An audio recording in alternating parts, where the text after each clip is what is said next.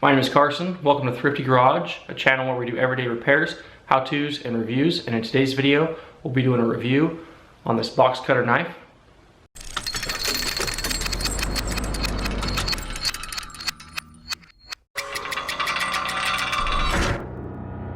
I've been carrying this knife for the past several months. Took me a long time before I decided to buy it. Picked it up at Home Depot. They're pretty expensive, so that was my biggest gripe with it. It's got this little seatbelt cutter here, or the razor blade cuts that. You got a push button release, a thumb spot. When I first got it, it worked really well. You push the button and flick it, it'd pop right out. But I've used it in some pretty rough conditions. You can see it's got rust on it. Got some surface rust on the screws there. Obviously the blade can be exchanged. But lots of rust. Like I said, I've been using this real rough, using it to apply ice melt, do snow removal for my landscape business. So it's really seen a lot of rough days. And it needs to be oiled, lubed, cleaned, something, because it's really having a rough time as of recent. It is a little bit of a bulky knife. We'll compare it to a Husky one. You can usually pick these up in a 3-pack. So width-wise, it's really pretty fat, which you know, some people like that substantial filling to it.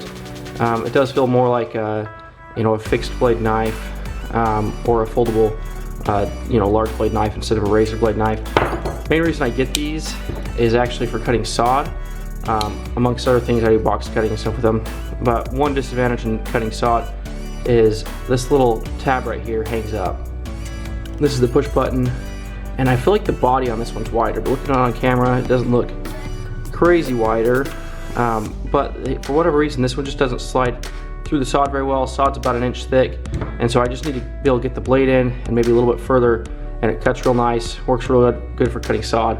Let's kind of show you the exchanging the blade here. We got some Milwaukee blades. I love these 100 packs. I'm almost out. I need to go pick up another one. Brand new blade. These do say Milwaukee on them. And yeah, right here you can see this is pretty gunked up. It's gonna come out. Trying to use some leverage here. There we go. Yeah, look at all that rust. That's the good stuff. Yeah, that's all that crap's up in there. So there's the new one in. I think this right here is used for like a pencil sharpener or something. Can't be sure of that. But you know, I try to throw a bunch of extra features in here. Got that one there. End of the day, it's a really nice tool. I don't know if I'd spend the money on it again. You know, generally you can pick up these in like a 3-pack, 3 for 10 bucks or 3 for 20 bucks, pretty inexpensively. I want to say this was like 15, 20 bucks. They do have an optional 2-pack, which looked pretty nice. But I opted for this one. This seemed to fit my circumstance better. Good little knife. I need to figure out a way to lubricate it, try to get it working better, and see if I can get it to flick back out again. And we'll try that right now. I've become an increasing fan of this Houdini. I picked this up from the local lock shop for all my locks on my trailer. Since moving to the Midwest, we have a lot of moisture issues, and like we'll get moisture in the air, and then they'll just freeze.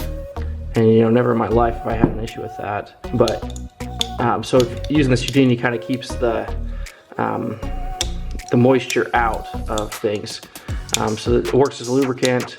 It's not supposed to collect a ton of dust, which with locks you don't really want, which would be, you know, a lot of the same benefits would be case in point for this too. See if any of this surface rust is gonna come off. Oh, it's working so much better. See if we can get it to flick for you.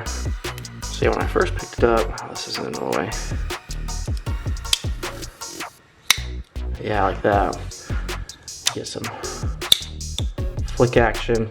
I've never been a fixed knife person. I've tried some folding knives. Fixed knife. I've never been a folding knife person. I know a lot of people like flicking the wrist. It's something I've had to learn to do with this knife. It is hard to open one-handed. It's hard to open with gloves on, actually. So having that ability to flick makes a big difference. And being able to work with one hand. But for the most part, I end up working with 2 hands because it's not, you can see there, it's having a hard time. You kind of push the button and flick it. It does stay locked really well. I mean, that is one good thing. So yeah, we can get this back into shape. working better. Would I buy it again? If I had a use for it, if I had the right purpose, definitely buy it again. But with the price point, you do have to kind of take that into consideration, whether it's worth it to you. So with that said, we'll close this video. See you on the next one.